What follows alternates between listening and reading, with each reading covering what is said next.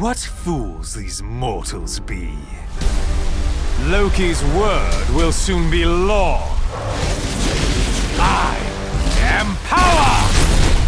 You will kneel before me. Just you and me, one-on-one. What do you say?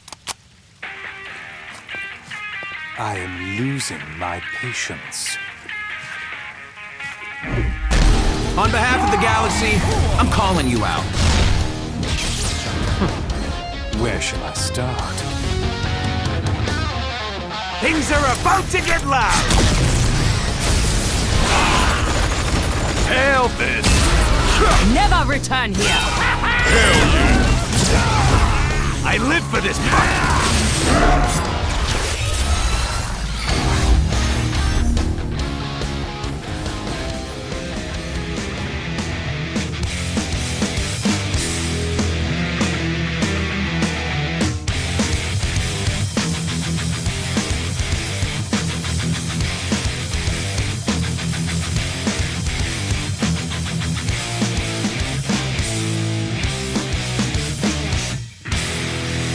All right, gamers, geeks, and other delinquents from the outer realms, it's time for the Gamers in Beta podcast with Captain Mike M.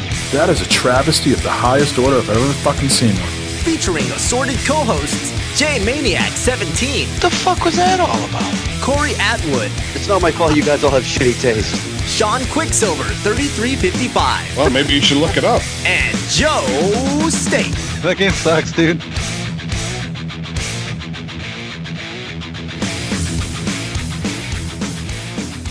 So I don't know if you guys are aware, but I have some hang-ups. I have some issues.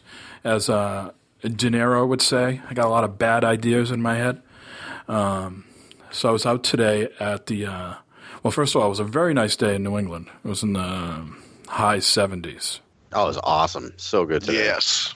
So my son got out of daycare, I'd say somewhere around 10:30 in the morning, and they just put a beautiful new park in my town. So we spent about an hour and a half at the park, and then I brought him to the fine local 99 establishment for lunch.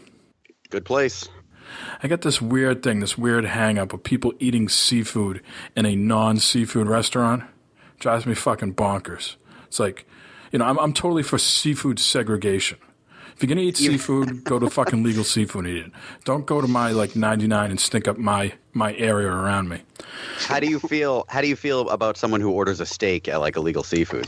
Well, I don't go to legal seafood. So I don't fucking care. So just get away from you with that seafood bullshit then. So, anyways, Court. I am at the 99, and I order a meal for myself and for my son. And he... You know, a lot of fresh air tires these 3-year-olds out, as you might know. And so he was having none of that, and he wanted to watch Batman on my phone. He goes to YouTube, knows how to do it all by himself, and he finds these Lego Batman videos, and he just sits there.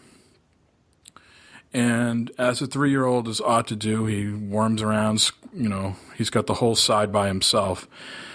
I don't think anything of it. He's just watching it. And I heard the lady next to me order scrod or something like that. So that's how I knew seafood was coming. And I'm getting this wafty seafood smell, low tide, right? I'm like, this is terrible. This is disgusting. This lady, I want to punch her. Disgusting. I want to punch her square in the fucking dome, right? But then I realized, I said to myself, I go, I don't think the waitress has ever brought the seafood over yet. And then I look over at my son and I'm looking down a little bit. And I'm going, that low tide is not seafood. My son just crapped himself in the 99. So I have to friggin' wolf down all my food because I don't have anything to change him with. All right? And I'm hoping no one else notices this. Because I do, if you ask my wife, I really have a strong sense of smell. And so I can if someone farted 3 doors down, I could fucking pick it up, you know. So I'm wolfing my food down, trying to, sign the check frantically and get out of Dodge as quickly as possible. And, my son's laying down at the chair at this point, on the bench. And I paid for everything. I'm like, come on, we got to go. Let's go. As loud as could fucking be. I just pooped myself. Poop, Daddy. I pooped myself. And he doesn't. and he doesn't want to walk. You know what I mean? He's like pooped himself so bad that it like must have hurt him or something like that, and he's all like hunched over. Who wants to walk after shitting themselves? I totally agree with him. It's disgusting. The walk of shame. But Jay, that must not be as bad as dealing with some 28-year-olds. Oh, Jesus. Oh, yeah, that was an interesting stop on the way home. Went to a concert this weekend and then visited my great aunt in Massachusetts yesterday. And on the drive home, we stopped off this little bar that's been opened up. And I usually stop there after work on Sundays because I get out of work at 4 and stop in there and grab some food and some beer. And while the wife was with me, I'm like, hey, you want to stop in? So we stopped in there, went in, and the place was pretty much dead. They were just about to close.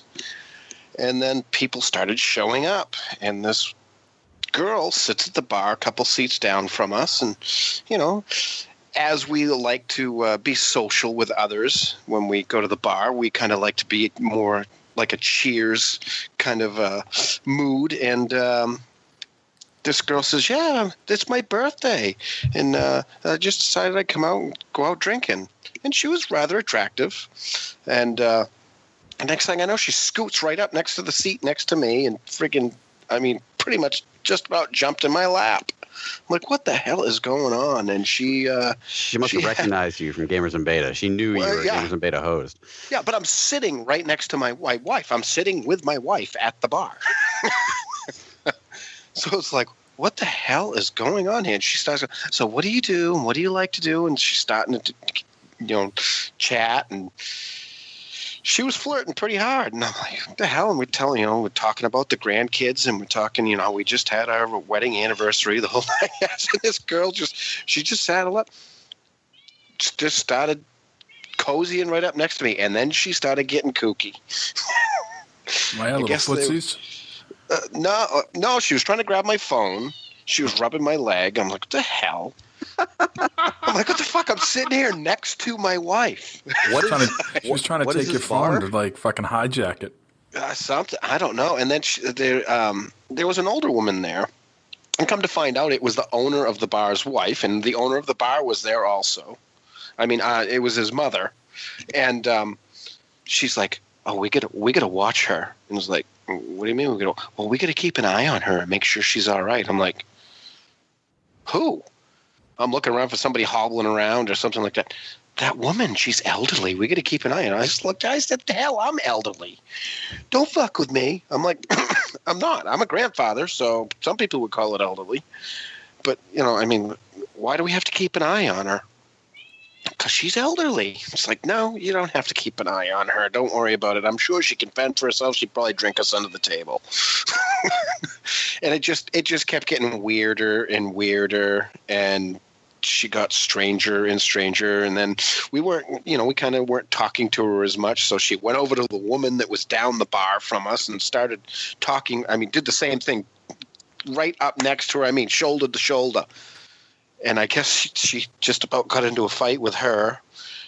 And then the owner's mother went to leave. And when she went to leave, for some reason, this woman got up out of her seat and knocked her bar stool down and just about took out the owner's mother as she was going out.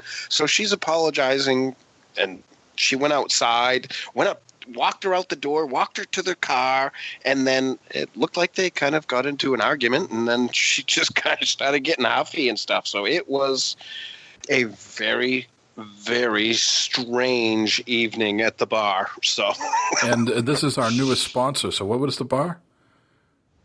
Lenny's Pub. Lenny's Pub. Lenny's Pub. Yes. For all your fine dining and fights. Plaza. I was waiting for the part when she shit herself, because I thought that's how you were putting these two stories together. That's right. I thought it was coming. No, they shut her off, and as soon as they shut her off, she gave her a bill. She left. Thank God she left without any further issues, because she was getting, the more beer she had, the stranger she was getting. That's how I get too. I can't fault her for that. Can I tell like a quick poop story? Because I thought that's where we were going. So like I readied myself a quick poop story. It's very quick, I promise. It's My dad's a big ice fisherman. He lives up in Maine, and a couple of winters ago, he was ice fishing with a buddy of his, and his buddy had to shit really bad. And if you've ever ice fished, you know those tiny little ice fishing shacks. There's nowhere to shit. So they're kind of near the shore. They're on an ice shack on the lake. So he's got like a big parka on and snow pants and all that stuff, and it's a major pain in the ass to shit when you're all dressed like that. So he runs over to the shore. The lake's frozen. He runs over to the shore, hikes his pants down, and it's like a whole snowmobile suit. So, the whole thing, you zip it down, and it pulls down behind it. It's got a big hood and stuff. So he unzips it from the hood, pulls it all the way down, shits really fast because it's like, -10 out in Maine. Yeah.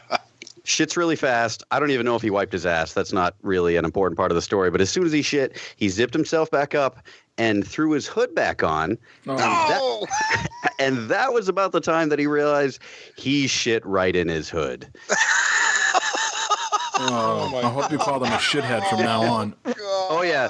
That's immediately what I said. Like all his poop, like not just like a little splatter got like on the back of his ear. I'm talking like logs dropped. He just threw it against the back of his head and realized it as soon as he done it because it had been warm and like screamed. And my dad saw him like scream and like shit is like all over the back of his head and like running down his neck.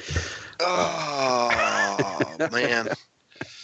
I don't even know what happened after that. Like after my dad told me that story, I was just dying laughing. But so I was like, yeah, that guy, you have to call him shithead for the rest of his life. You have to. Sean, do you have any fecal stories? No. Unfortunately, no, I do not. I guess I'm going to have to work on that. Anyways, I'll leave you with one last thing before we start episode 195. My son was playing with some Legos the other day in bed.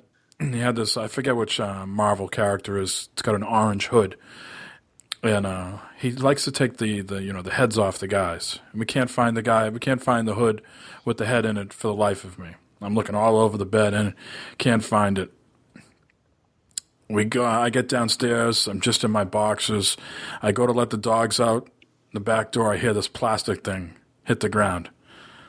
The fucking thing must have been wedged in my ass cheeks. Oh my God! What? I didn't. What did you notice it? Now the important part is what you did from here on out. Did you just say like, "Hey son, I found your Lego," or did you at least rinse it off first? Of course, but I was like, "What the fuck was that?" And it fucking it's like dropped out of nowhere. I was like, "What the fuck?" Oh my God! We here at Gamers in Beta, we poop Legos. All right. I don't know where we go from there. Would that be considered a dingleberry that you didn't get off? I don't know. Oh, Jesus, that's just wrong. Yeah, the lean and clean didn't pick that one up. No, it did not. I just woke up. I didn't have a chance. Episode 195, we are here minus Joe, who is celebrating his wife's birthday, so happy birthday to her. I want to give a quick shout out to everybody that listens. This was last week. Episode 194 was our biggest week ever. Hell yeah. Thanks to everybody that tunes in and listens to us and tells their friends. And I want to thank those that download and don't listen because that counts as well. Thank you. Yep. We love you. Love you too. Keep doing it. Wow! So, of course, we're going to follow up all that poop talk here with Project Scorpio. Oh. They went an interesting route and decided to have Richard Ledbetter from Digital Foundry come to Seattle and get the whole, I guess, in and out spiel on Project Scorpio. And then he went back to, I think, the UK to go ahead and write his piece and explain to everybody what Project Scorpio is. And I don't think it makes sense for us to go line by line breaking this thing down like the Zabruta film. We'll let the experts do that. We're just going to pretty much, give our opinions on things, and then we'll move on to the rest of the show. It's pretty much just like a grid as far as specs go anyway. So, I mean, we could probably include a link to that, in the post, I imagine. If you really want to see it, if you haven't seen it yet, odds are if you listen to a video game podcast, you've seen those specs already anyway. Oh, yeah. I think it's a curious move because I don't know how many gamers, the casual gamer, PlayStation or Xbox, I think certainly Xbox I think maybe has more casual gamers than PlayStation. That's just my opinion. I could totally be wrong on that. Ooh, shots fired, man. It's for some angry people here to that. I think, like Jay has said many times, PlayStation is an acquired taste. It's not the automatic uploads to the cloud, as I alluded to. If you want to do, updates, you got to put a file on a thumb drive and things like that. So it's not the simple plug and play that an Xbox is. Yeah. So that's why I'm saying it's maybe more of a casual audience. Anyways, going to Digital Foundry is a curious move. I think they went there because, they're going to get the truth there, right? They don't have any sort of, dog in the fight, so to speak. Oh, they're known to have to get in depth with the specs and break things down, and it's honest. They're not going to be swayed by here's $50,000. Tell us, tell them what we tell you to tell them. That's not the case with them. They usually break things down and give you the facts. And I think that's probably why they went to them. And then I also have some other ideas of why they are doing this now, but we'll get into that. I mean, some people said they went to them because they got leaked documentation and they spun it around and made a win out of it. Hey, if these guys are going to leak it, we might as well have them come down and really talk about it and get the whole point of view.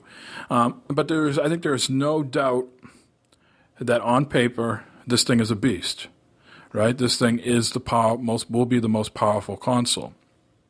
Yeah, which is why the announcement was essentially just a spec info dump. That's all it was because they knew that they had a big spec dick as far as specs go, because that's why they threw it on the table. That's what the big thing to offer was. So that's why they did that. Right.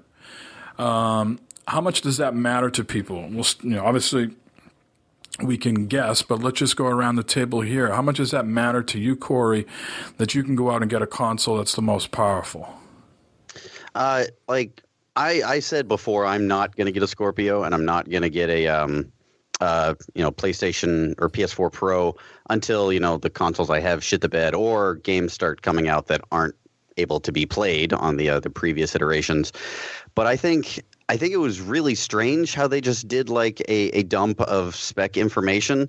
I mean, it's impressive and it is the most powerful console, but it's curious because I don't know if that wasn't for anybody aside from people who are already Xbox fanboys, as far as I'm concerned, because it seems like a lot of ammo for all the nerd boys to fight about online. You know what I mean? Like, haha, our console is more powerful. Fuck Sony, fuck Nintendo, blah, blah. It just gives them a lot of ammo to, throw in the face of everybody else in the flame wars that will never die.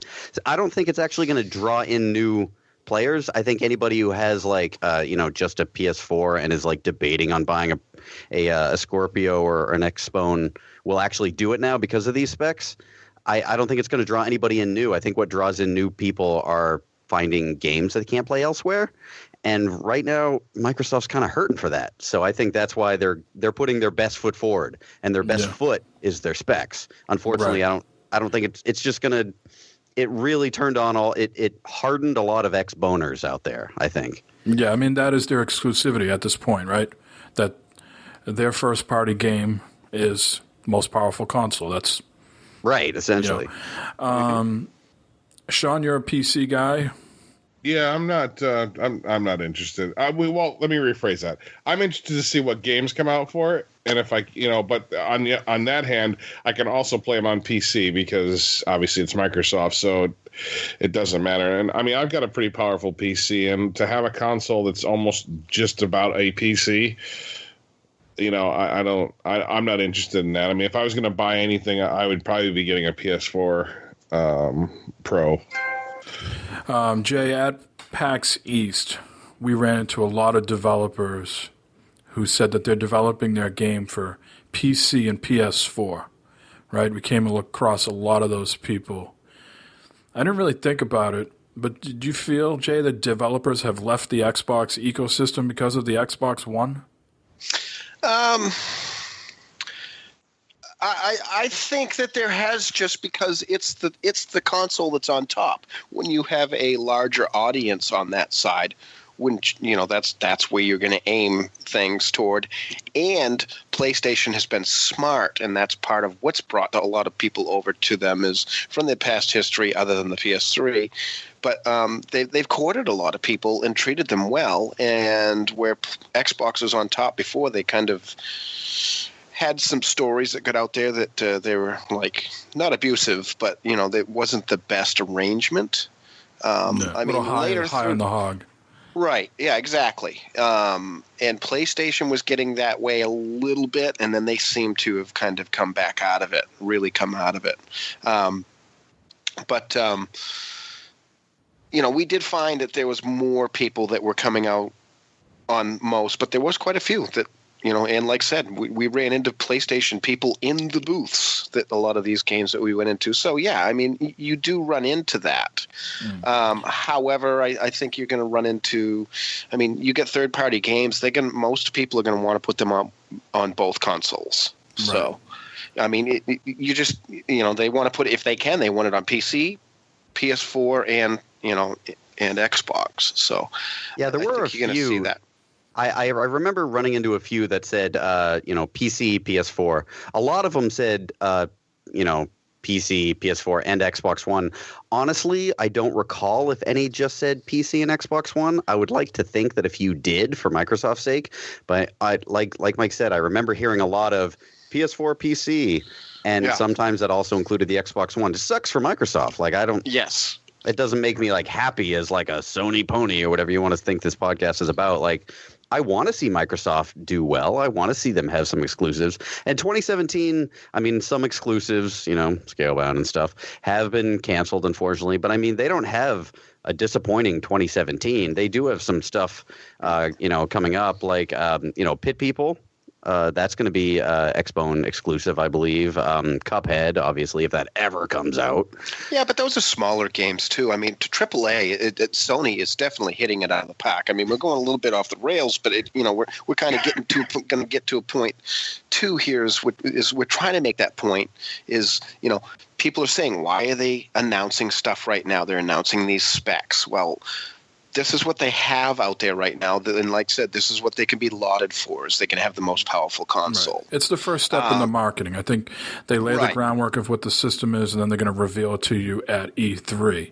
Right. And right there is one of the big things. It's kind of what they've, what a lot of people have said. It's like, okay, well, when you go to E3, you talk about games because the people that are keeping an eye on E3 want to know about games. They don't want to know all the spec crap and everything. They want games. So they're getting this out of the way and you say, why did they go to Digital Foundry? Because, as we've discussed, that's the best way to put it out there and probably the most reliable to anybody that is interested in that information, that really wants to nerd out and know all the specs. It's got the 8 cores, it's got this, it's got the one of the big things is that it's the new RAM that they had in the PlayStation that everybody was saying, well, that's why PlayStation is better because they've got this GDDR5 RAM and they don't. So, you're satisfying that information for people, and you're kind of saying, that it's not really.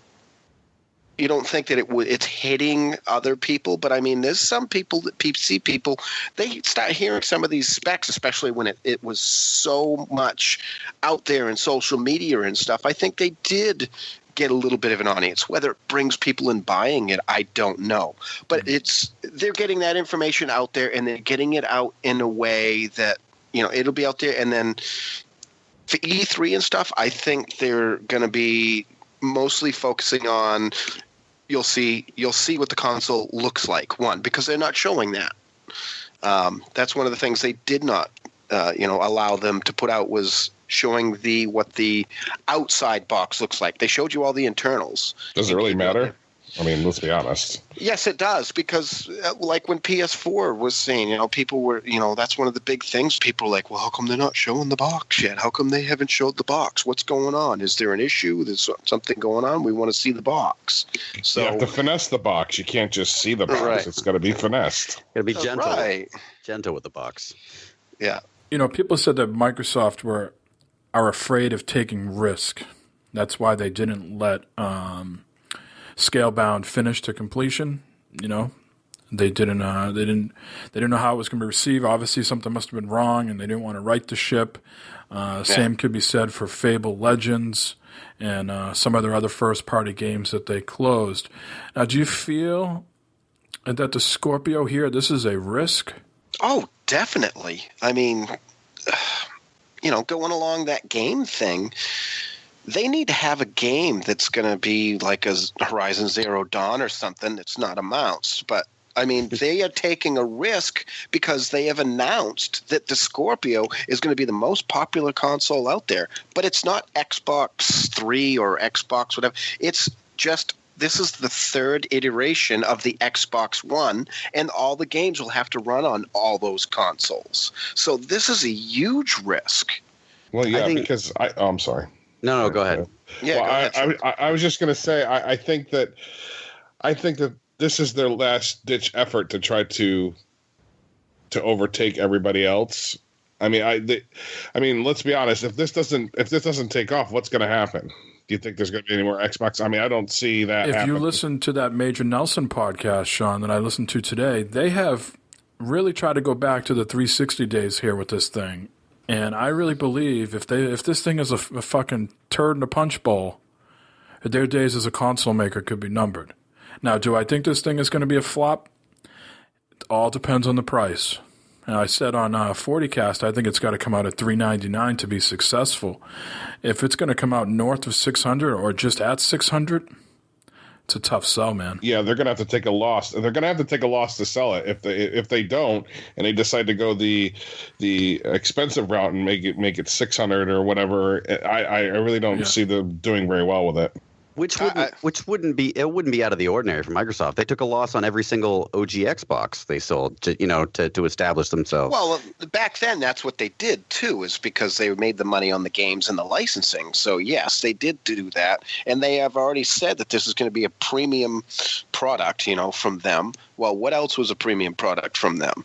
The Pro controller, and everybody was saying nobody's going to pay $150 for a controller. You couldn't get one of those for 8 months because they had to ramp up production to put them out there. Now, certainly $150 is cheaper than $600, though. No, but for a console, we think 500 is when you hit 500, you're starting to get up there. With a controller, you hit $100, you're getting up there. That's why people said with this. But I think part of this too is a big corporation this size can't just change direction quickly. And when they first announced this, and I'm sure when they first started deciding that they were going to do this, let's create the most powerful, let's work with our partners and try to build the most powerful console and get it out there. At that point in time, the most powerful console to them was what was going to make things. They already had games in the lineup at that point in time when they first mentioned the Scorpio. They already had a good lineup, people were eager for the Dragon game and all the stuff, and the Fable and all that. And then they found out, then they end up canceling all that stuff. I think now they need to focus on games, but Scorpio is from that time when they were deciding, and they can't just drop it. So now they gotta try and, as best they can, change things and reorient them. So they have to come out with a game thing. And that's why they got this out of the way. That's what I want to segue to. If this thing comes out holiday this year, holiday 2017, in my opinion, they have to have a system seller. None of these Cupheads, digital download games. Cuphead, State of Decay 2, Sea of Thieves. I think Crackdown 3 is going to be a retail game that you can buy in the store, but I'm not sure if Crackdown 3 has the swagger. I think Crackdown 3 is that game that they may be, and this is just my opinion, is that out of all the stuff that they have in there, because I don't think they can just come up with a new game that's going to suddenly use the thing, except for one game that they've already said was going to use something that was different than the others, which was that cloud. And they've even said that if they had a more powerful console, that wouldn't have to be run in the cloud. They could run that on the console now. So I'm wondering if that Crackdown is going to be the game that is going to be they're going to hedge a lot of bets on, or they're going to push that can use it. The only thing I would say about that is that game was also rumored to be canceled just a few months ago. So who knows what state that game is in? But that's rumor, and that's why I say also with Crackdown, I think that is if of anything that I've heard of so far that may possibly out there that we have, other than things that have been unmentioned and nobody knows anything about anyways, and they surprise us with, which they could. But that's exactly where I want to go with the conversation, Corey. Do you think it is possible that when June rolls around at E3, that they could announce games that are going to be coming out that we have no idea about in our launch titles for this thing? Is that possible in 2017 that they have a complete secret that we don't know about? I say no. I would love to eat my hat in saying no. I would love to see something just totally badass be announced from Microsoft. But I think Jay made a really good point that it was odd that they did like just a spec dump, here's all the numbers. But Jay made a really good point that now they don't have to do this at E3. They're going to go into E3 and they're going to show games that they can hang, or they're going to try to hang their hat on, like State of Decay 2 and Crackdown 3 and stuff. And we should play an E3 drinking game that every time they mentioned, and now you can play this on the most powerful console on the market. Like, they're going to push that. In 4K. Yeah, they're going to push the most powerful console in the market for like every single presentation. And I think that they're going to use that in pushing games that aren't exclusive. Like now you can play this. You can play this on any console, but you can now play this on the most powerful console. I think they're going to hang their hat on that a lot. It's odd to think that they're going to really try to push it with, like you said, Cuphead or Crackdown 3. Right. I genuinely think there's going to be a big push behind Sea of Thieves. Maybe that's just the ARC nerd in me talking, but I would like to see a big push for Sea of Thieves, but it's really weird and unique, so I don't know if that's going to grab a huge audience. Yeah, I think that's such a niche audience. That one's going to be tough, and I don't think that one would really push those specs, And Probably again, not. like I said, any game that comes out has to run. It has to run on the original Xbox One, the Xbox One S, and the Scorpio. So you've got to have something that has some kind of thing. I guess the best example would be the Lord of the Rings game that had the Nemesis system in it. On the 360, it didn't have the Nemesis system because it couldn't run on that in the PS3. So, on the modern consoles, it ran it. So that's what I'm thinking that you might see with Crackdown is, okay, on these other systems, you're going to have to use the cloud. If you don't have the cloud, you won't have the full destructibility. But if you're playing on the Scorpio, you will have that destructibility even if you're playing offline. No, I'm gonna take this opinion, Corey. I'm gonna say that they have something in the pipeline that they haven't said yet, because I think that is really the only way that this console is going to sell. I hope so. They got to have something. They got to have a Zelda-esque game. What I mean by that is they got to have a 10 out of 10 ready. And it cannot be one of those things where the console launches November 16th and their Zelda-esque game comes out February 21st. It's got to be. It's got to be day and day. Yeah, it's got to be. It's got to be something. That means they're gonna have to fuck with timelines. Then they're either gonna have to push the shit out of this game, like go super crunch time, or they're gonna have to delay the release of the console. Both of which would be really tight, because if you push the game faster than it should go, it's gonna release not fully cooked. Otherwise, they miss the whole holidays, right? I think they'll be ready for holidays, like you said. The system will be, but will the games be?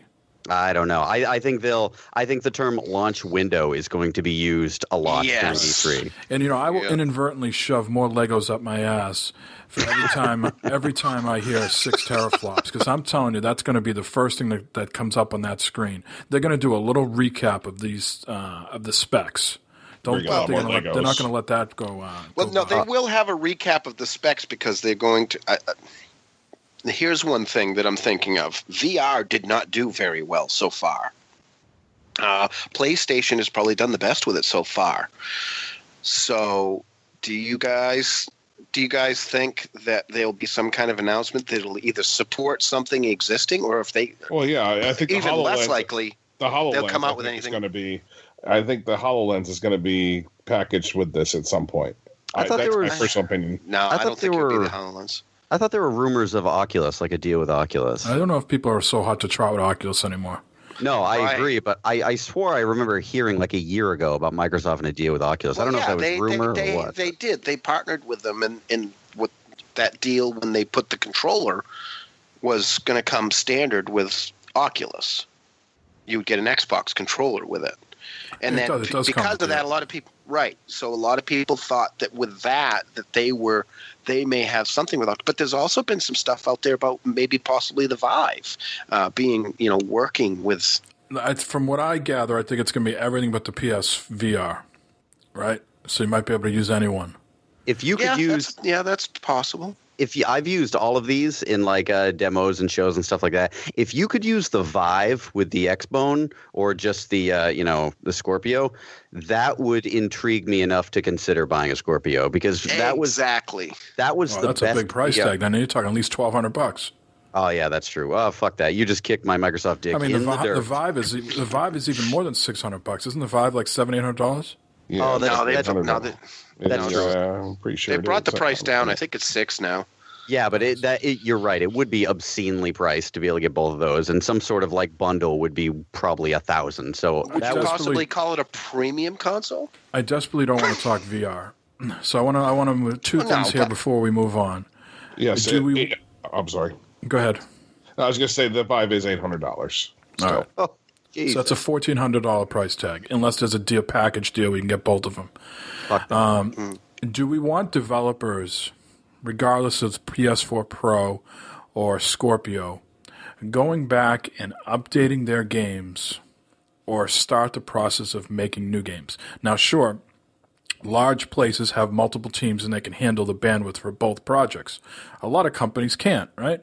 They only have so many people. So do you guys want that? Do you want people going back and updating their games, or would you want people to move on and start iterating on the next version of whatever they're going to put out? I want new IPs, honestly. I mean, I think if we keep going back, then we're always going to be redoing stuff that's already been done. I want something new, something fresh, something, fresh smell of plastic. That makes sense. However, we're going to run into what we heard with Bethesda is, before they tackled Fallout, they made it so that Skyrim would run on the current gen consoles. That was their practice for the for the next gen consoles. So I think in a way some of these larger devs and publishers, you will probably see that they will make it kind of like PS4 Pro has done now. Some of these games they've made them PS4 Pro compatible, or they have upgrades or whatever you want to call them instead of just running off the boost mode. I think you'll see that with some of the Xbox games, that will be the practice for some of them.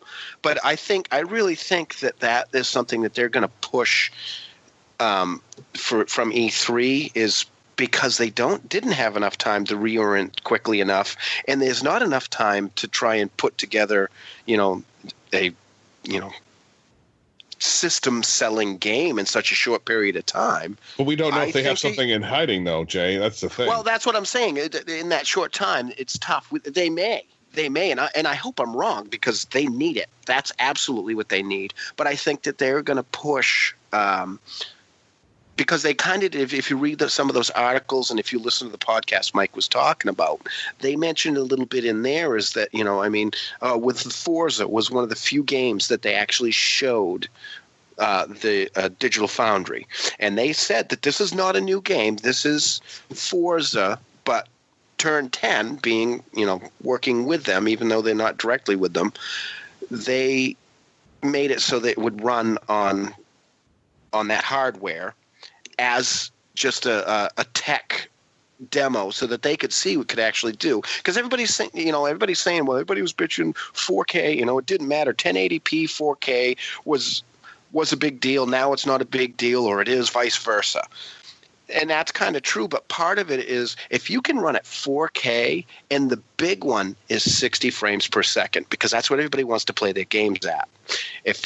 I guarantee you're going to hear it when they announce it, that you're going to be able to play your older games that are on there, and they're going to be updated so that they're running. You can run it in 4K or 1080 at 60 frames per second. That's going to be a big push, I think, for them on that. It's going to be a big push, but like, what was that? Did someone just like weird fart? That was weird. Anybody else hear that? I pushed too hard. But that totally stopped me in my tracks when I heard There's that. There's more Legos stuck up there. He's trying to get them out. I cleared the path.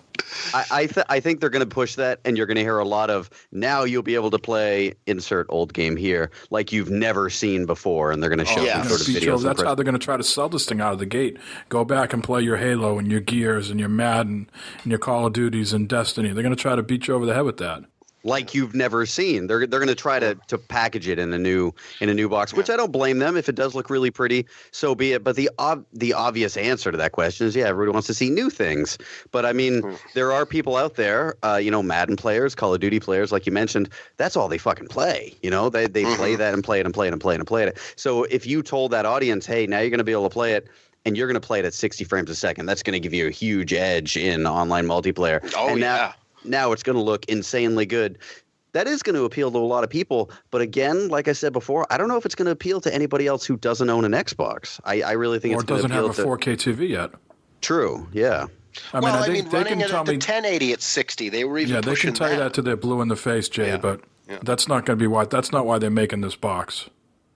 They're making it for 4K. It's a piece of it, but yeah, no, I agree. And you're not going to get a wide array. I mean, this is going to be for the hardcore gamers. That's the only thing they're really going to get now without having, like you've said. I mean, they've got to have a game, and I don't think they do right now. The closest they're going to have, I think, is going to be Crackdown. I mean, I could be wrong, but these are my predictions.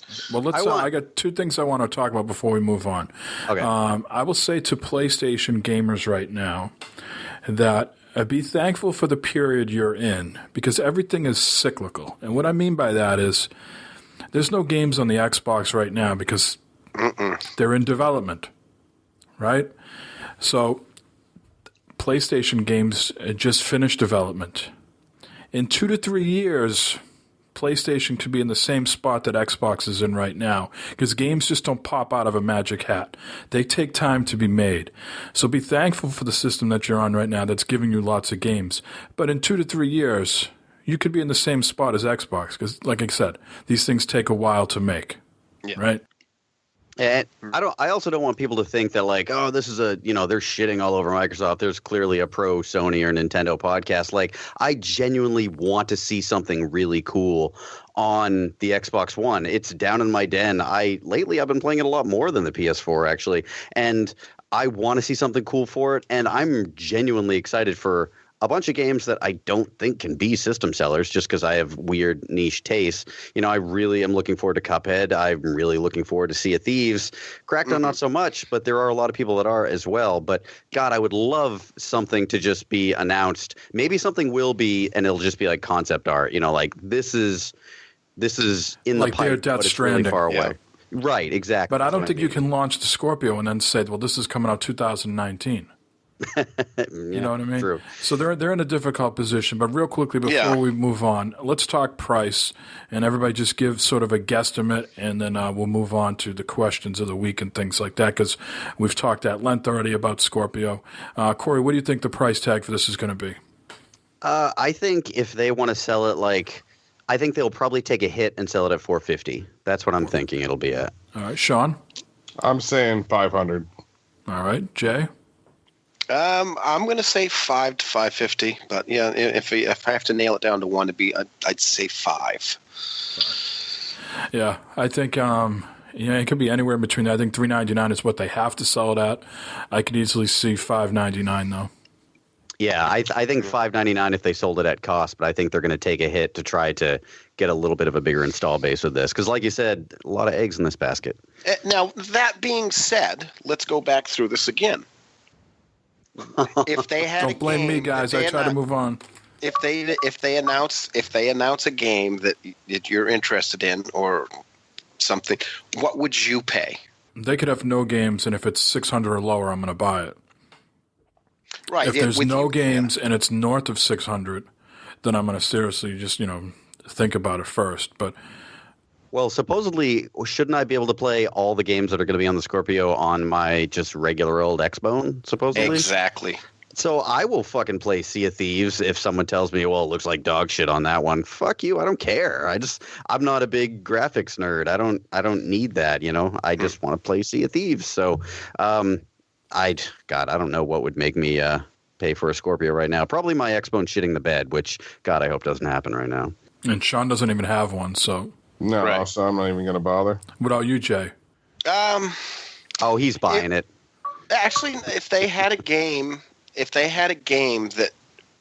had Halo some 6. kind of, I can play it on my S. No, So Halo, I mean, they say Halo's in development. All If it these was- games you're going to be able to play on your ass. exactly. That's my point. That's why for price point it would have to be like $400. No, I mean, what if it was Halo 6 and they said this thing is going to knock your socks off visually? Are you dropping $6 bills for it? Yeah, like No. what game? No, I can play it on my current consoles. Like the question you posed, like what game would make you, drop your shorts for the Scorpio? If they had some kind of VR, if you could play VR with it, or I mean, Then you even got to buy the Crackdown. VR. Witcher yes. 4 exclusive. First of all, Jay, you don't have an HDR TV, you don't have the VR unit, and you don't have the Scorpio. So you're talking already like over $2,000. Right. But if that's what I'm saying. The question is what would make me do it? That's it. Otherwise, if it's more than 400, I'm really not all that interested because I can play on my ass and my ass will, it'll output 4K. I don't play competitively, so the 60 frames per would Holy be shit, nice, 60 frames per but minure. Woo. yeah, That's a cool game. I already got that. No, And you're playing it on your ass? I'm not sure that's that's up to you.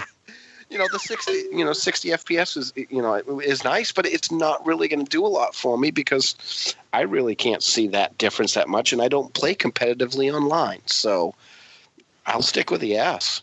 One thing I would hope that would make me buy it is if they said, all right, here comes the Scorpio, and we've gotten rid of the fucking goddamn UI, and here is something brand new that just works. Because even this latest thing they got out there still is a dog pile of crap.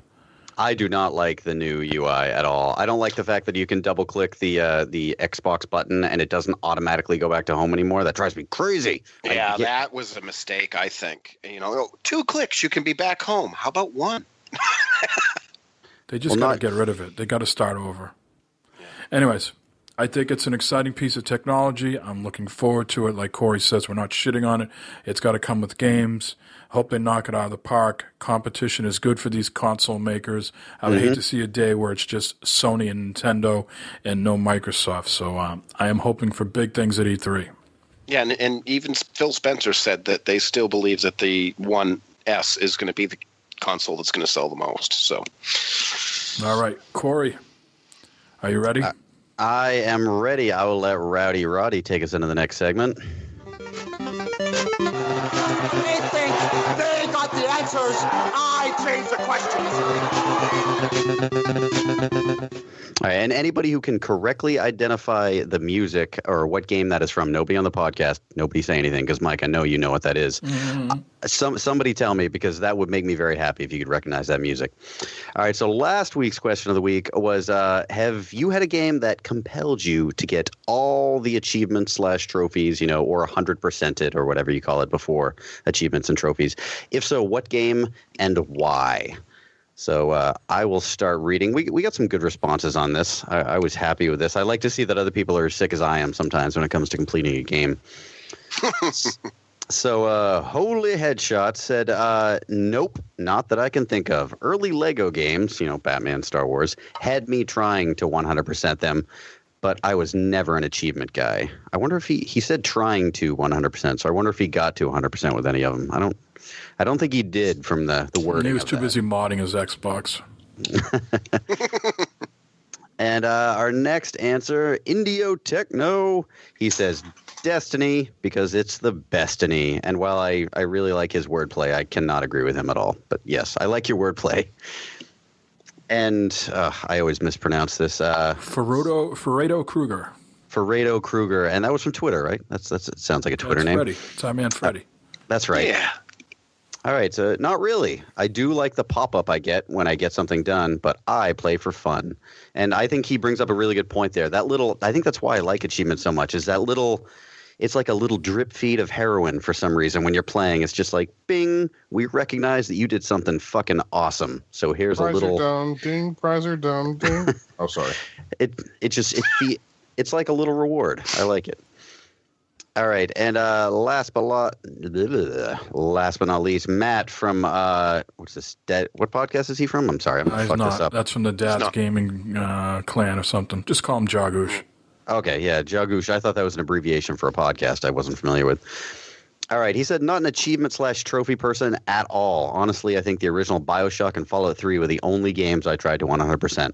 I wanted to see how the different choices affected the story. I don't like being forced to play a certain way or use X weapon if it isn't me. So I get that. I see where he's coming from. So far, all the answers are no.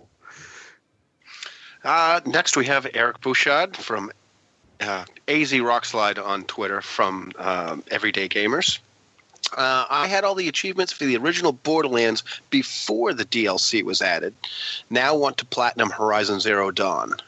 And with the Borderlands thing, that's kind of one of the things that kind of sucks is you 100% something and then they put some DLC or something out and suddenly you don't have the 100% anymore. So that's a really good point. Like if you don't download the DLC, it still says 100, but as soon as you download it, it takes away that 100%. And I didn't realize that. Yeah, so sometimes I've refused to download DLC for a game I liked because I was like, no, fuck you. You're not taking away this 100% from me. All right, and then from Discord, we've got Matthew Thug. Yes, Rainbow Six Siege, mostly because I've played the game so much, I'm damn near complete. I am missing 3 trophies. Once I get them, it will be the first game I have ever platinumed. Although Mass Effect is calling me pretty strongly, and I have no idea why. And then next we have DRP2309S. I have never been a trophy kind of guy. I tend to get the trophies that come along with the story and side quests, but some of the trophies seem impossible to get, so I try a few times, and if I can't get them, I don't care and move on. I'm in it for the story, not the trophies. And I agree. Sweet. And now we have the Elusive Man from the Future Monkeys podcast. I used to be a trophy whore. It almost ruined me in gaming. Needed to take a break. All the Lego games are easy platinums since I've always enjoyed them with the kids. My last platinum was Disney Infinity 3.0 because I absolutely adored it. And when it was canceled, I felt like I owed it to the other game. My other 11 platinums or so are from games I thoroughly enjoyed playing and had no problem completing. Show Enough 71. I've never repeated playing a game just for a trophy/achievement. I don't think I have a single platinum, and I've been on PSN since a year after PS3 launched. I replay games for the enjoyment of the game, but I guess I'm just odd like that. Grin.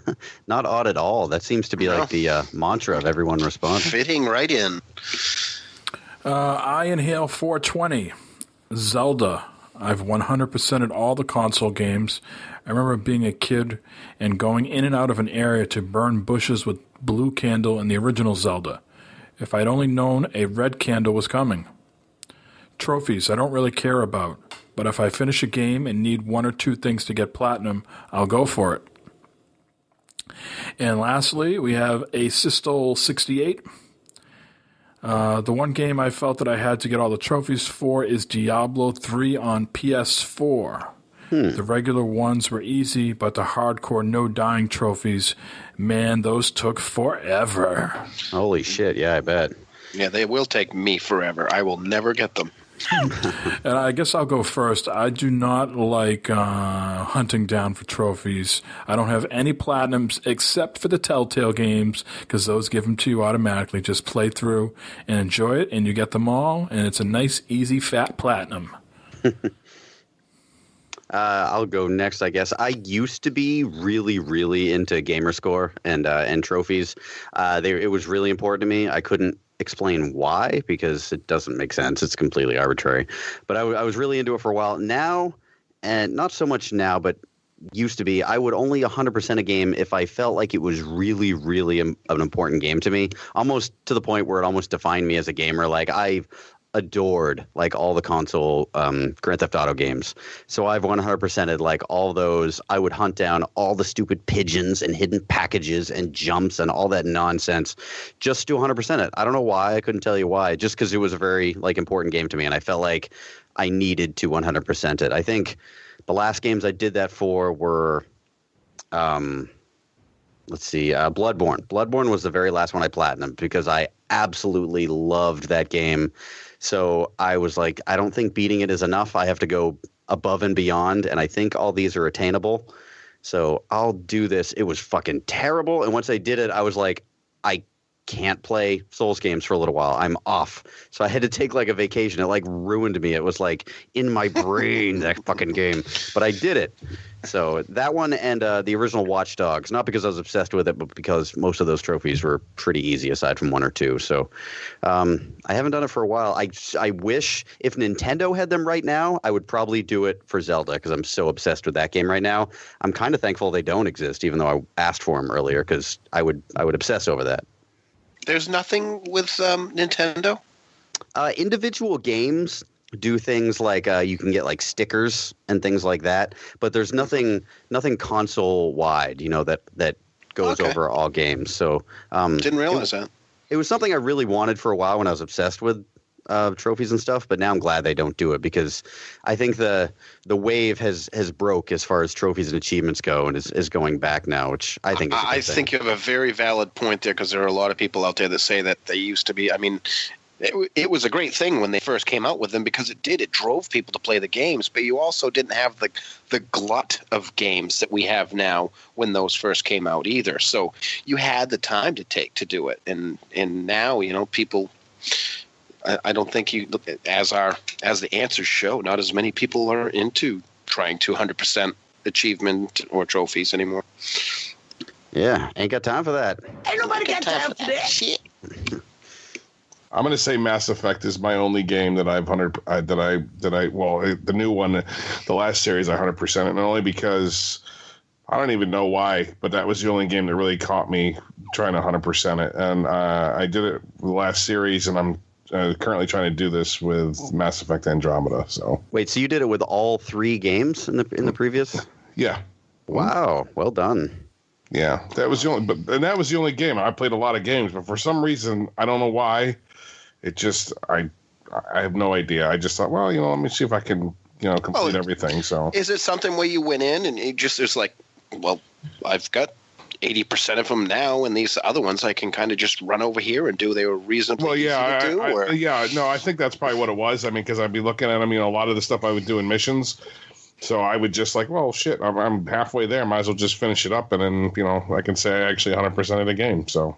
Man, beating the only one I beat on Insane was 2, and beating that one on Insane was no fucking joke. It was very, very tough, and every single firefight was like life or death. It was, you really had to strategically flank your opponent, and every single firefight was very, very tough. So it was fun to beat it on Insane, but holy shit was that tough. Yeah, I wish I had the jump jets back in those days. That would have been great. Yeah. So is that it, Sean? Yes, sir. All righty. And for me, as I have said in the past, generally for games, I try to complete the story, but I don't generally try to complete all of the side quests and everything else. So in going with that, I generally don't get... in fact, I believe I only have one game that I've 100%ed, and that would be Horizon Zero Dawn. You just got that too, right? I just got that, yes. And that part of that was because, like I said, is pretty much I looked at it as like I've got like all but 3 of the trophies just from playing the game. And with that one, I did every side quest. I did everything. I couldn't get. I didn't want the game to end. So even after I completed the story, I went back in. I had 3 trophies I had to get. So I went in and got those, and I enjoyed going in and doing that. It was enjoyable. It didn't feel like a grind. It didn't, that's the problem with trying to get, all of the trophies or 100% a game is sometimes it turns it into a grind. And with Horizon, it didn't feel that way, and that is the reason why I got it. So you're telling me you do not have the Witcher 3 platinumed? Felt like I'd been grabbed in the ass by a horse. I do not. Matter of fact, I still have side quests to do in The Witcher. Of course you do. It's ridiculous. I mean, there's so many in that, and it's not ridiculous. I love that fact. That game was very similar in that way, but yeah, to 100% that one though. Oh my god, I'd probably have to put another 20 or 30 hours into it. So, all right, Corey, what's the question of the week for next week? Question of the week for did you answer that question of the week? Me? This one? Yep, that was the first one. I'm sorry. I'm drinking. So, all right. So next week's question of the week, in regards to the recent, spec dump that we were talking about from the Scorpio announced, what's most important to you when choosing a video game platform, and why? Is it the hardware? Is it the software? Is it how powerful it is? How good the graphics are? What makes the biggest difference to you when choosing a platform? So that is our question of the week. They think they got the answers. I change the questions. All right, let's get into what we've been playing, gentlemen. Let's see, Sean, I have a feeling you want to talk about Mass Effect Andromeda, and I think, who was it, Dreamscape or someone else on Discord was asking more Mass Effect talk. So here you go. Have at it, Sean. All right. Well, I've been still playing a lot of Mass Effect. I am really liking the game a lot.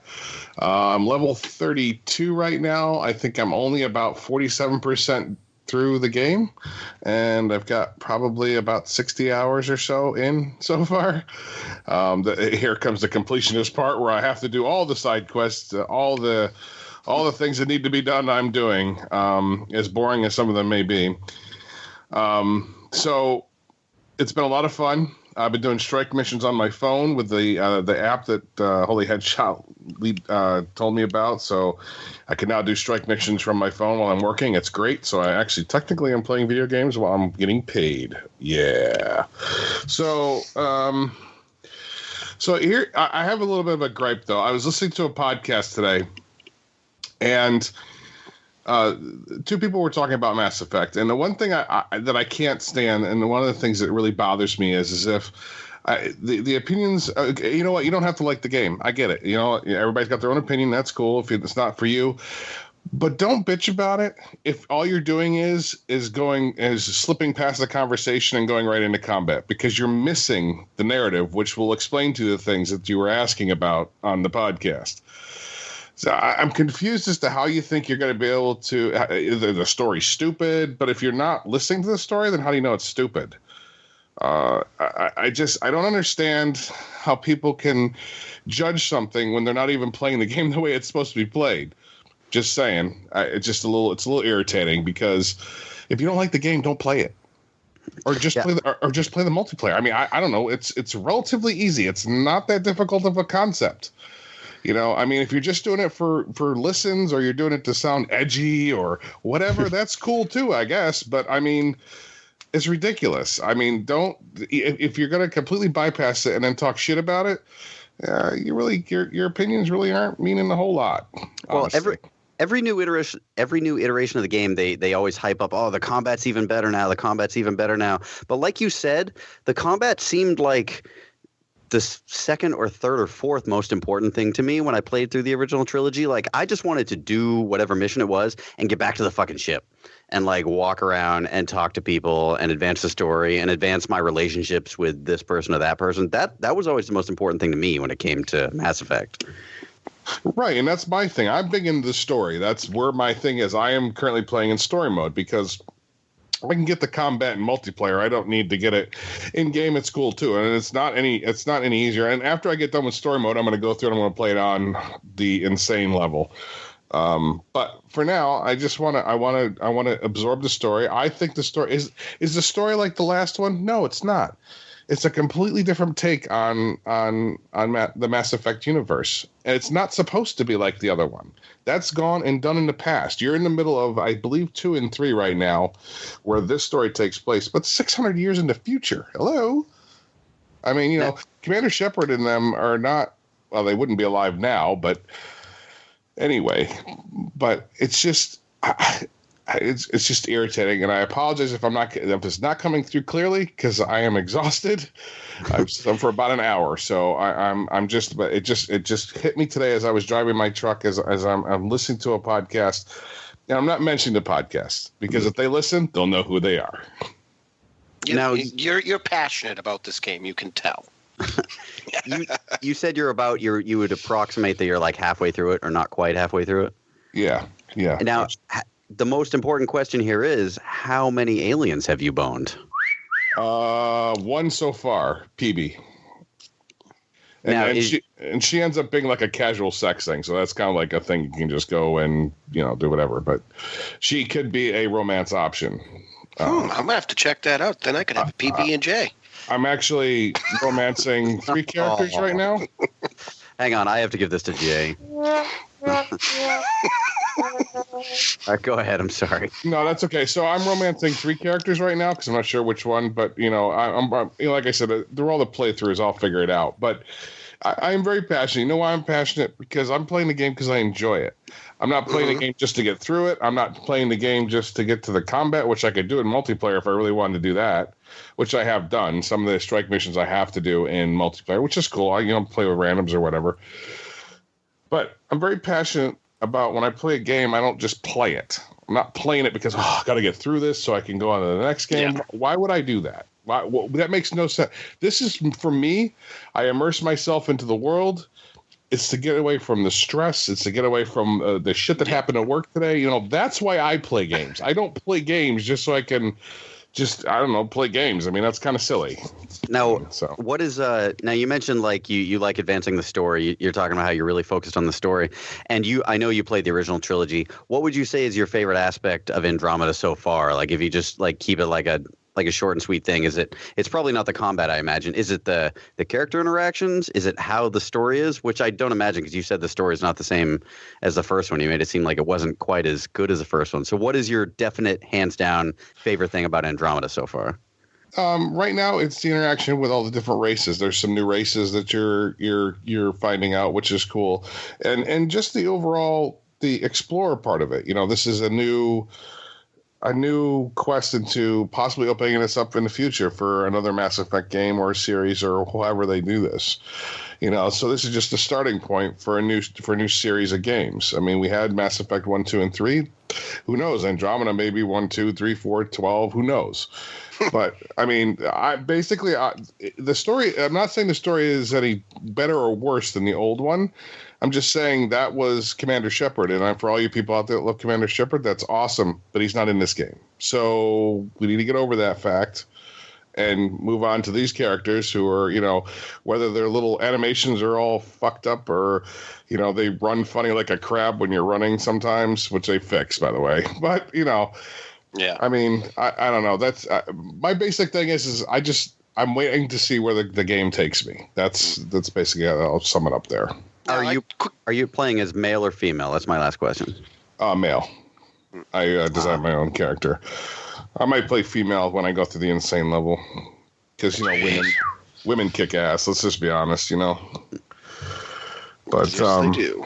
Now, you mentioned that you know they've made some changes, you know, some updates to the game. How much has that changed? Has that changed your gameplay at all? Because I know there's with your how much you can carry. They went from like 50 to 150.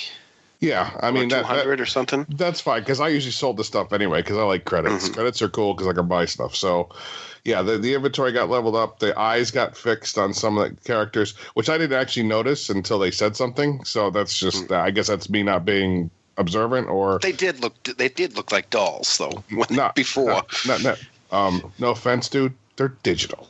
So I know, yeah, I know, but I'm not looking for. I mean, if there's any real Asari out there, I apologize for. I'm not thinking racist or anything. Just saying. Hey, I collect dolls, and I resent that fucking comment. Yeah, I know. I saw your blow up doll collection when I was up. Oh, sorry. Oops, I wasn't. Hey, you shut up. That was the rule. Oh, sorry. Anyway, I'm gonna get off my soapbox now with Mass Effect.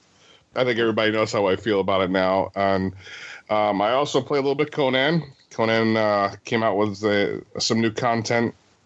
They came out with a new dungeon, which is kind of cool. It's an underwater. It's an underwater. Yeah, it's a underwater puzzle dungeon. So it's interesting because you really have to be careful how you navigate it, because there's a lot of it you have to be under the water. So you really got to watch your oxygen and everything else. They added a lot of new recipes, a lot of new weapon recipes, ammunition, consumables. How do the dungeons work? Is there like a boss at the end? Is there just loot at the end? Are they no? There's a boss. Yeah, it's like a normal dungeon. There's always a boss. Okay. So yeah, there's a boss, and there's some new creatures down there, and it's called. I think it's called the Dregs, I believe is what it's called. And it's a level 10 to 20 group encounter, soloable at level solo. So you can solo it at level 30. Jesus Christ, I can't even fucking talk. Soloable is probably a hard word to say. That's like the rural juror of Conan, I think. Yeah, soloable. And of course they're fixing exploits and stuff like that. I've been involved in trying to catch exploits so I can make some cash. And they're fixing a lot of stuff. So they're being very, very adamant about fixing things and listening to the community feedback and taking care of that stuff. Those guys over there are doing a great job. I can't wait till this game is finished, because, man, is this going to be a kick-ass game.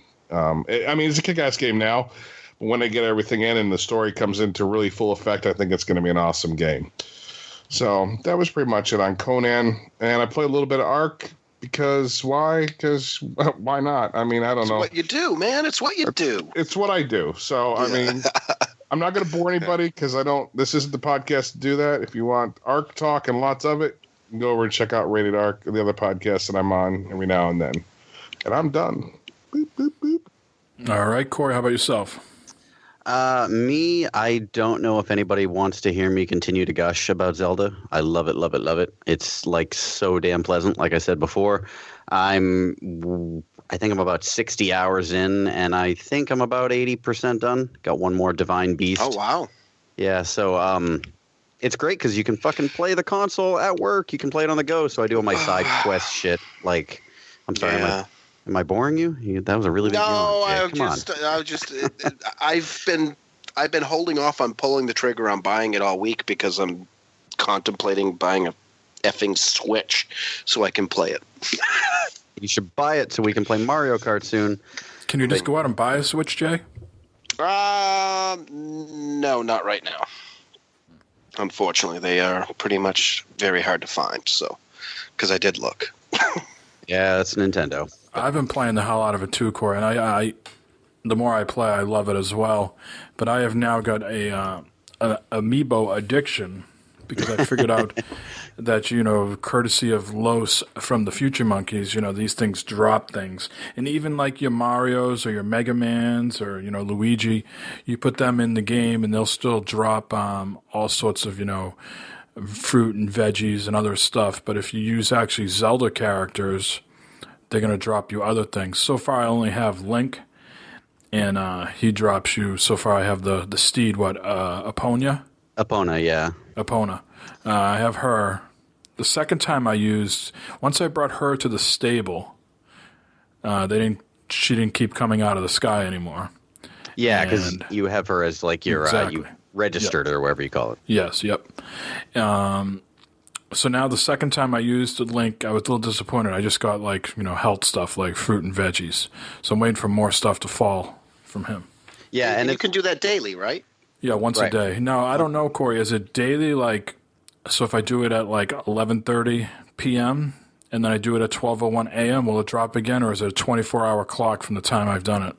I don't know. That's a really good question. I don't think it's a 24-hour clock because I play it, different times throughout the day, and I've never had it say you can't do this. It hasn't quite been 24 hours yet, but someone should try that because I'm not sure.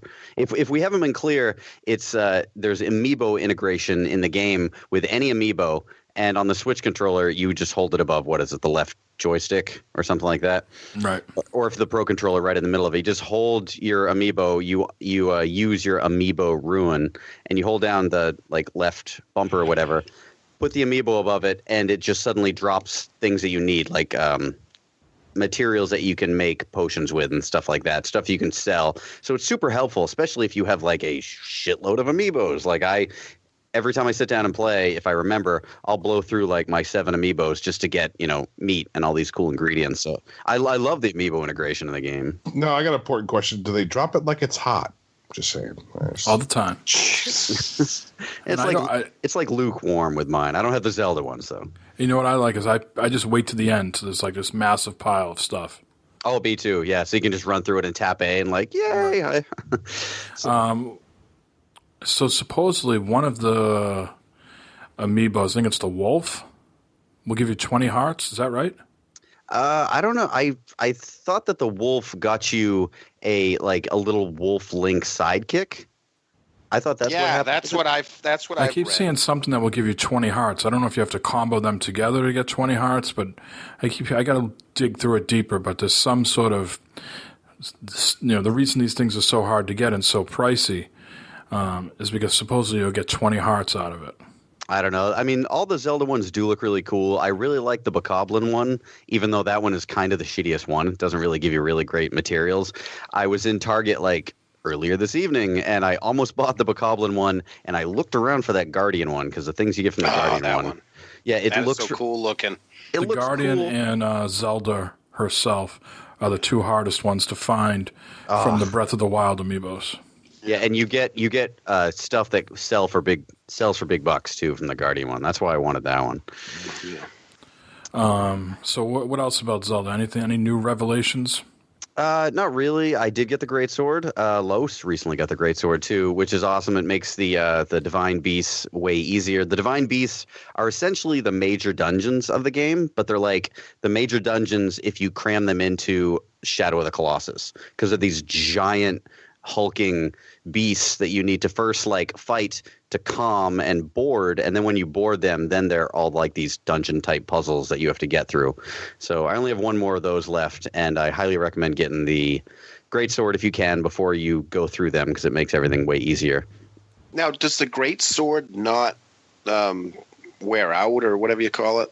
It breaks, quote unquote breaks if you use it a certain amount, like any weapon. But what happens when it breaks, it doesn't disappear from your inventory. It just goes, so it needs to be recharged up. So you can't use it for a little while. Okay, so it doesn't get destroyed. It just gets to a point where you need to recharge it. Right, so it encourages you to not just use that weapon. It encourages you to use it only against Ganon or the pieces of Ganon. So that I only use it against, Ganon characters, or only when I'm doing one of the Divine Beasts. So cool. I don't want to gush. I said I didn't want to gush more about Zelda, but I had to anyway. You're so far ahead of me. It's not even funny. I mean, I'm only about 10 hours in, and I absolutely love it. And I'm trying to figure things out. Like I said on the last podcast, my fears have sort of come to fruition. I'm going to places that I am underpowered. I know you said there's no levels in the game, but certainly as you go to areas, I have no business being in, because they're just, I'm getting swarmed, or I'm going to certain shrines that all I have is basic, swords, and I'm trying to take out a level 3 Guardian, and I'm having no luck with them, so. Yeah, certain areas are filled with moblins, the guys that are bigger, and those guys will fuck you up in one hit if you only have a few hearts. I highly recommend leveling up your stasis rune. Once you do that, you can freeze enemies, and they can't move for a certain period of time. You freeze time for them, and that makes everything so much easier. So what do you got to do another?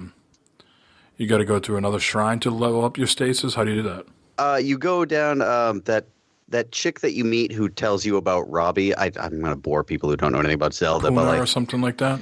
Yeah, something like that. She helps you level up your Sheikah Slate, and she'll help you level up your runes. You have to get a certain amount of I think it's guardian parts, like cores or something like that. I can't remember exactly, but Hopefully it's not the screws. I've been selling the screws for rubies. oh yeah, I have a shit ton of those. I sell those too. But yeah, focus on her. I recommend focusing on her and Robbie, and that'll really help you out. And of course, doing shrines, getting your hearts up, stuff like that. All right. So I won't bore anybody else with Zelda. If you haven't played Zelda, I won't talk about it anymore. But you really should play it because it's amazing.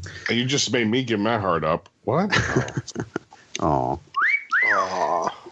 All right, and Snake Pass, still playing that. Still hard as fuck. I am getting better at it, but I still don't like it very much.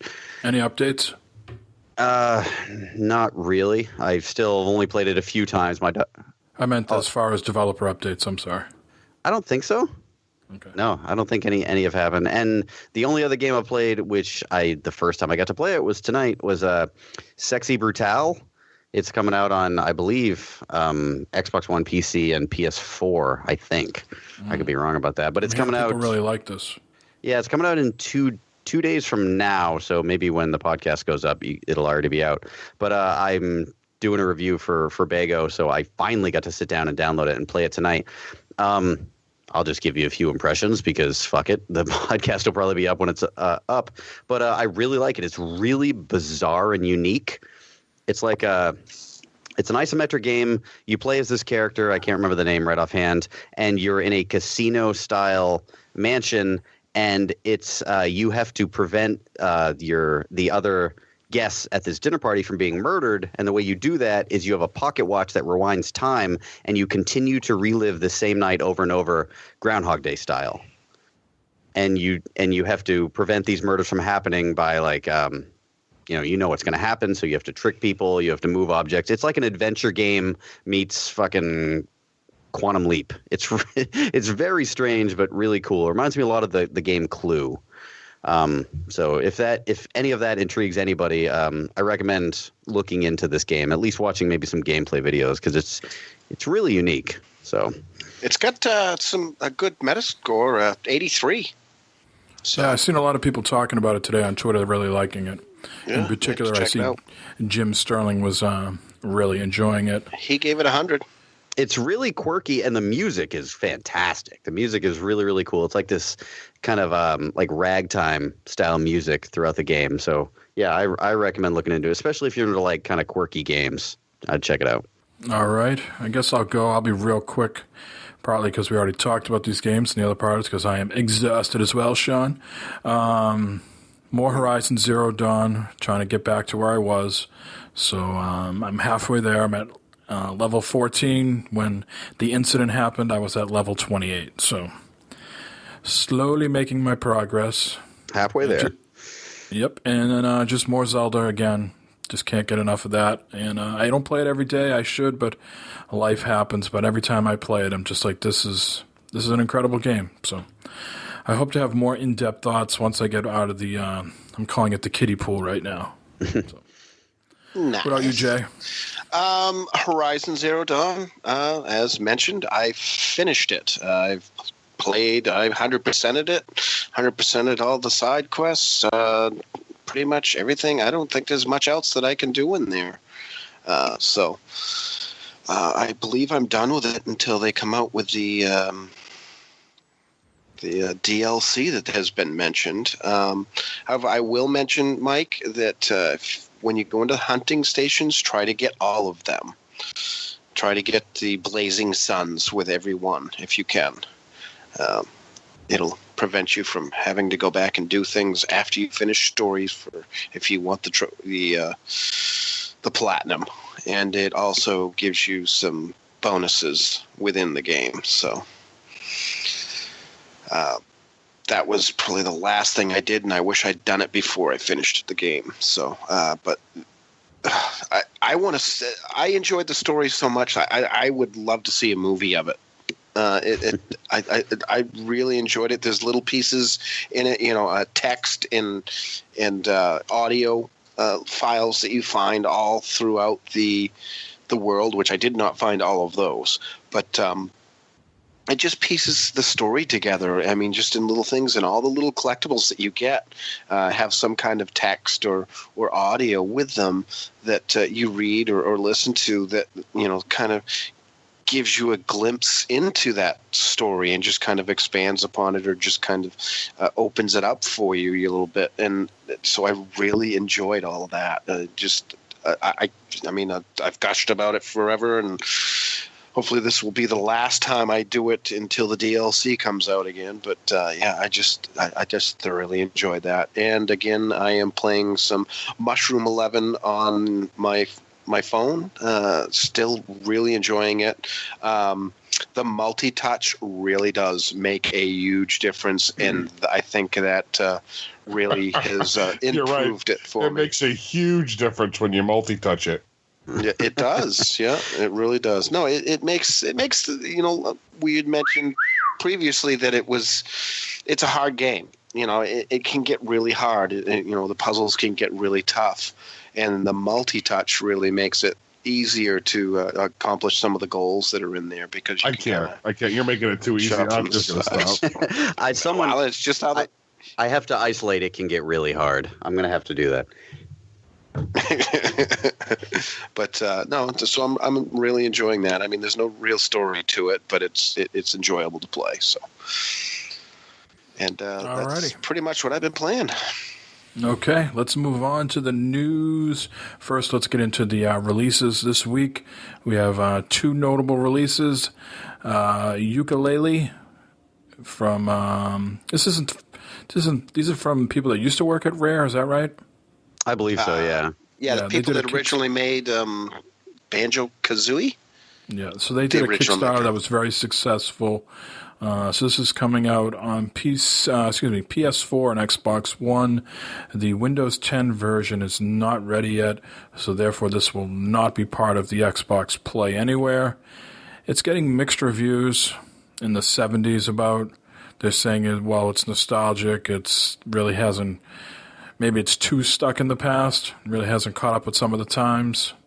Well, it's also caught up in that whole controversy about isn't this the game that a specific YouTuber was going to be doing a voice in the game, and then some things happened, and there was a controversy about racism. So I know a lot of people just automatically who were on the YouTuber's side, I guess, just attacked the shit out of this game and saying now it's going to be a terrible game because their YouTuber does not do a voice in it, which makes about as much sense as everything else those types of gamers say. So.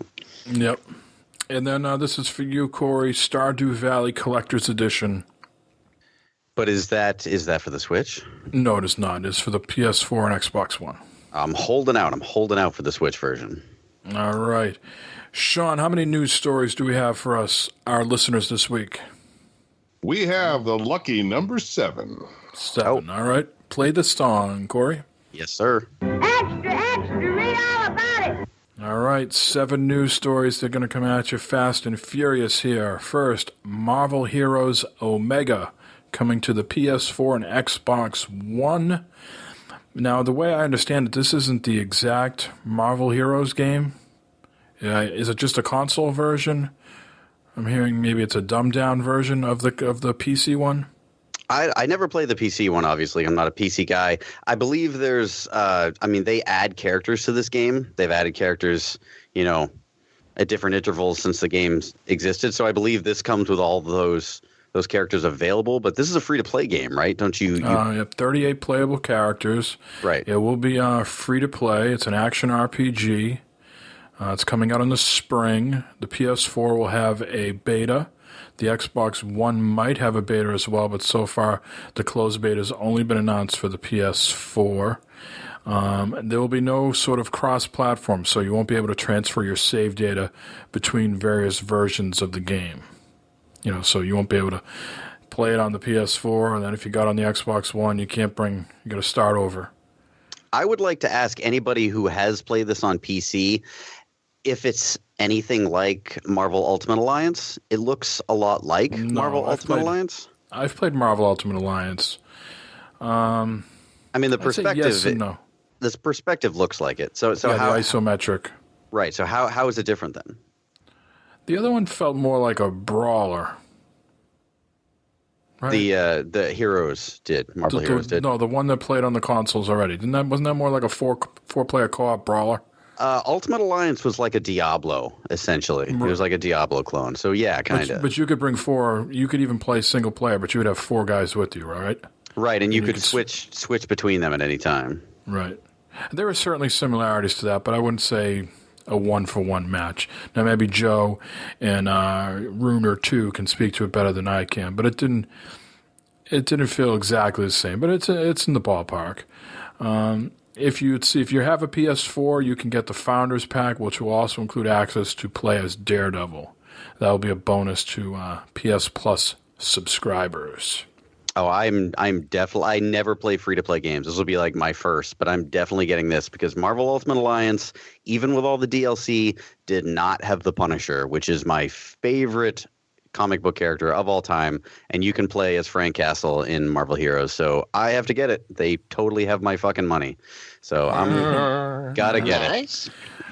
Jay, you always talk about maybe trying to dip the toes into the Dishonored 2 waters. Well, now the first few missions of Dishonored 2 are playable on PC and consoles for free. Yes. It's the first 3 missions. I have it downloaded. As soon as I found out about this, I downloaded it. That'll probably be the next thing that I'm going to play. I'll try that out, and if so, I'll possibly purchase it because as of yesterday, I don't know if it's still at that price, but it was 50% off to purchase.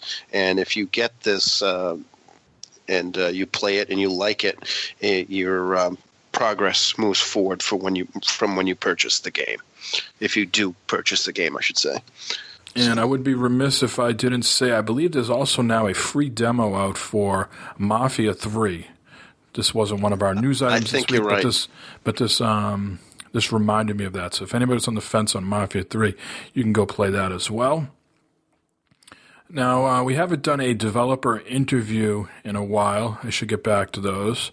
But we certainly had the people on for these 2 games, Charlie Murder and the Dishwasher Vampire Smile. Does anybody remember those games from the XBLA days?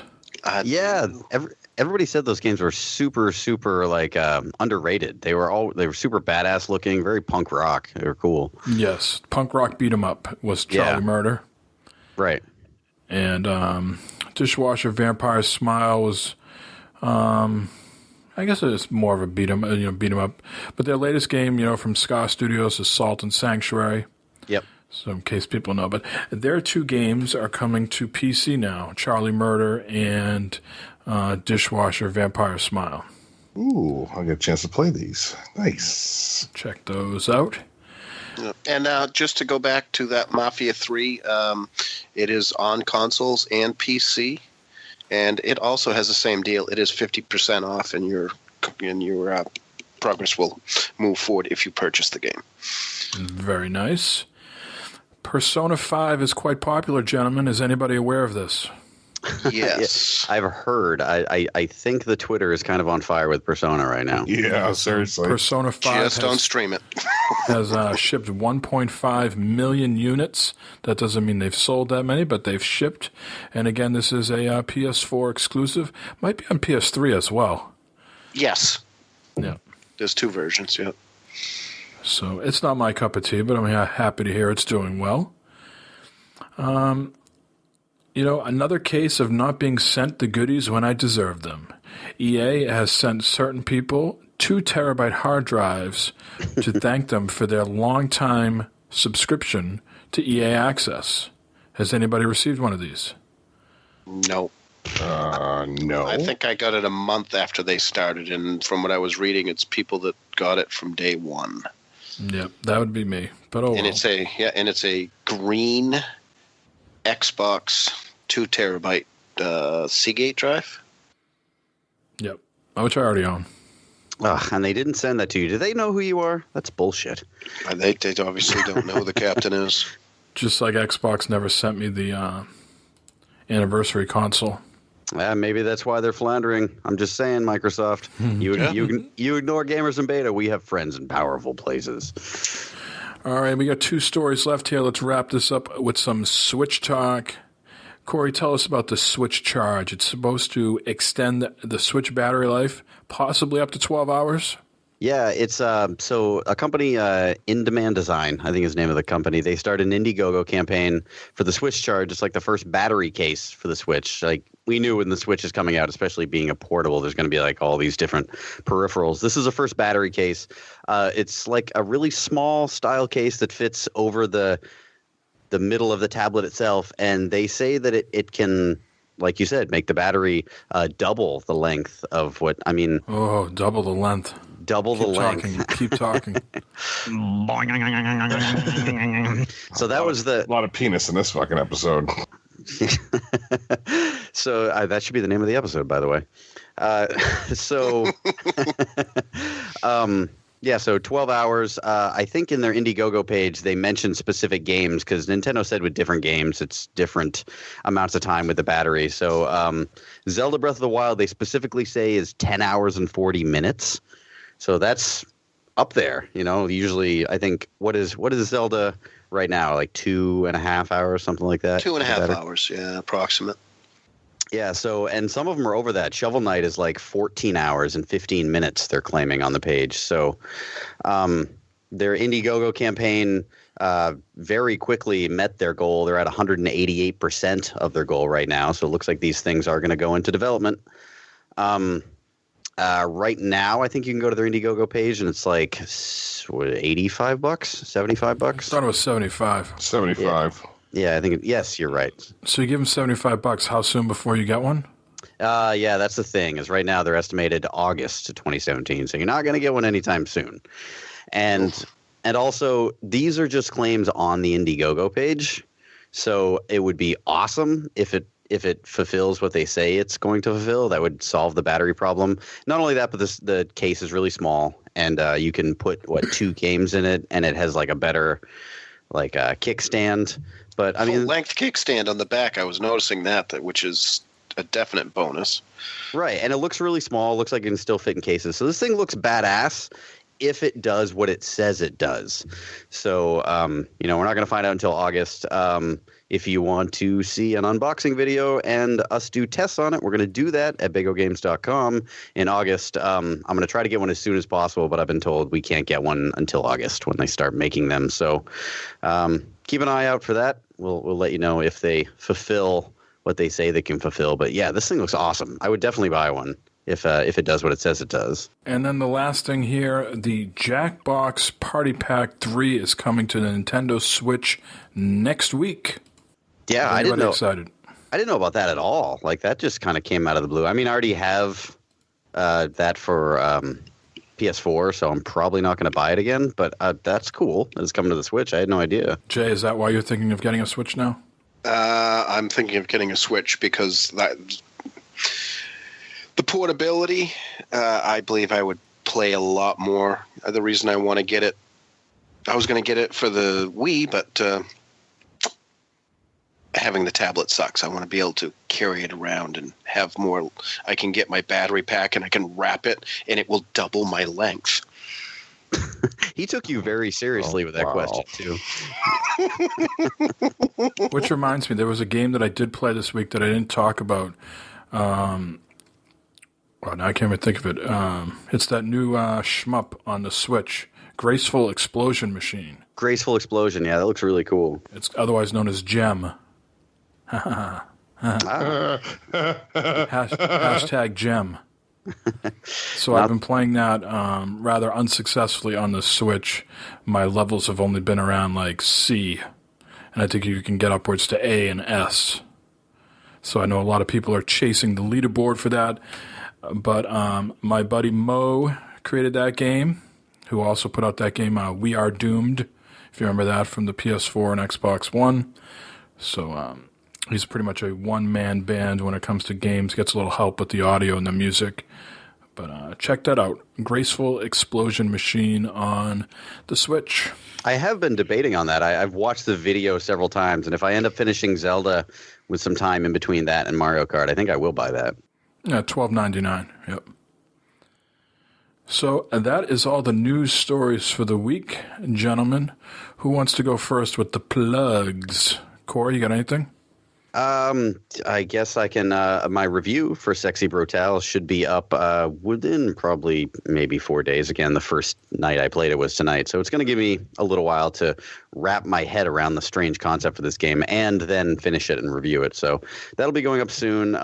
If you want to check out reviews for Switch games, we have reviews for almost all the Switch games on BagoGames.com. Josh Nichols, he's like our Switch reviewer right now. He just buckled down and did a shitload of Switch reviews right when it launched. So we have reviews for almost all of them: 1-2 Switch, Bomberman, Binding of Isaac, all that stuff. So check that out on BagoGames.com. Follow them on social media. Instagram, Twitter, Facebook, because I'm their social media coordinator, and that would be cool. And we also do contests. And if you're skipping ahead right here, fuck you, fuck you, fuck you. You can't hear this part because you're skipping ahead, so fuck you. And that's probably about it for me. If I can think of any more, I'll interrupt somebody else while they're doing their plugs. All right. Jay, you have a plug? Well, should say we miss you, Joe, and happy birthday to your wife, Nicole. And hopefully you're enjoying the night off with her. So we'll say that much. Meef and Brian, Juggler of Geese, and Meef J, of course. We hope both of them are doing well now. I mean, they've had some trials and tribulations we mentioned on the last one. So I believe they're both on the other side of things, and hopefully things are going well for them. And yes. I also want to mention that for the Gamers in Beta question of the week, we now have a Twitter profile for that, which I'm going to try and put that out for Twitter. You don't have to follow anything. Just if you can, when Gamers in Beta retweets it, just reply to that. And we're going to use that so that we'll kind of have a history and also a one-stop shop for us to go in and find the answers from. So we have that. So, and thank you for all the listeners and Discord people. And if you get the opportunity, like said, if you don't know where you're getting your podcast from, which sometimes you don't, go to either, what is it? What's our main feed, Mike? What do you mean here? The podcast feed. Yeah, the main. Is it Podbean or? We're on Libsyn. On Libsyn. So if you can put a review in there, but mainly iTunes, because that's the one that gets seen by most people. If you could put a review in, we would appreciate it. And again, we also have the shirts, which there's a link in the podcast. And join us on Discord if you want to chat with us. There's a bunch of us in there chatting about everything. Matter of fact, we were talking about Vegas within the past few days. So. I do love our Discord chat because that is where I can get out most of my Zelda gushing lately. With Los playing the game, we did gush about Zelda and Amiibos for a while, so I have a place now to get all that stuff out. So, and we get some good constructive criticism there too. That part about when we talk about a game and then someone doesn't hear what game we're talking about, and then they need to rewind to figure out what game it is. I hope we didn't do that this episode. I don't know. I honestly don't know. We didn't really talk about any obscure games this week, though. Right. True. So they were safe. True.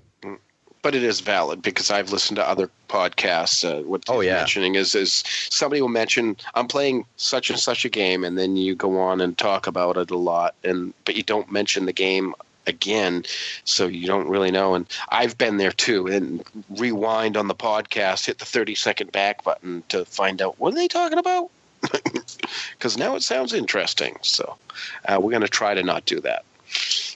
Sean, I want to hear about your plugs. You have anything? My plugs. Well, I got what? Oh, no. I got some Legos for you. Did you steal it from Corey? Oh, hold on. Is that what's in mine? Oh, never mind. Anyway. That's what we got to get we got to get Legos for a sponsor now. Shout out to you guys, man. It's always a blast podcasting with you guys. It's awesome. Shout out to the listeners, obviously, and then shout out to all the podcasts that you know who you are. I don't want to go through and mention them because God knows I'll miss somebody and that'll be the end of it. So just, we appreciate it. We appreciate everybody in the community here.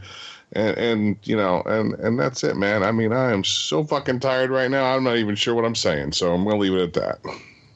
All right, yeah, I would like to echo the same sentiments. One thing, though, gentlemen, we do have a problem. Are you aware of this? We have a problem. Uh-oh. So last week we had a contest. Does everybody remember that? Mm-hmm. I do, yes. Yep. We had a prize. Everybody remember that? Yep. I'm thinking maybe we still have that prize. Is that what you're going to say? Yep. So what do you think? Just a quick vote here. Should we give it another week to let them catch up, and then we put that back in the prize pool? You may be behind. Now the winner is Holy Goalie, right? Oh, no, Gamer Yes. Goalie. Gamer Goalie. Maybe we should like change the contest. Like whoever messages him the like funniest or most fucked up thing now gets the prize or something like that. I think we should make a joke at his expense since he clearly didn't listen last time. Well, that's on you, Corey. I'll let you be the judge of funny. Okay. So maybe what I think is funny is not funny to you, and so on and so forth. So. I'll try Funny to come how? up with. Funny looking? Am I funny? How am I funny? If we Funny don't hear, too. if we don't hear back from him soon, I'm gonna put something out on Twitter and change the contest. All right. So that's all I had for this week, guys. Easter Sunday, for those that believe, is coming up a week from this Sunday. We will not be recording. We are talking about trying not to skip a week, but depending on schedules, we might have to. But we will follow up and let you all know through our various social media channels. But for now, this has been 195. Jay. And until next time, same beta time, same beta channel. Countdown to 200. T-4. See ya. I was 21 years when I wrote this song. I'm 22 now, but I won't be for long. People ask me when will you grow up to be a man, but all the girls I loved at school are already pushing prams. I loved you then as I love you still. Though I put you on a pedestal, they put you on the pill. I don't feel bad about letting you go, I just feel sad about letting you know. I don't want to change the world, I'm not looking for a New England, I'm just looking for another girl. I don't want to change the world, I'm not looking for a New England, I'm just looking for another girl. I love the words you wrote to me, but that was bloody yesterday. I can't survive on what you send every time you need a friend. Oh boy, it's gonna be fiery.